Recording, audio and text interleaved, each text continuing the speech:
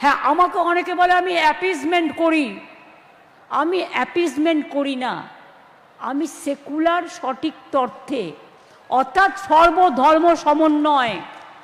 রামকৃষ্ণ পরমহংসদেবের মাটির মানুষ আমরা, স্বামীজির মাটির মানুষ আমরা, নেতাজির লড়াই, গান্ধীজির বেড়েঘাটায় সংগ্রাম, বিদ্যাসাগরের বর্ণ পরিচয়, জয় হিন্দ স্লোগান, বন্দে মাতরম, একবার বিদায় দে মা ঘুরে আসি, মাতঙ্গিনীর লড়াই, রাজা রামমোহন রায়ের সংস্কার, বিনয় বাদল দীনেশের লড়াই, যত বলবো সংখ্যা তত বাড়বে।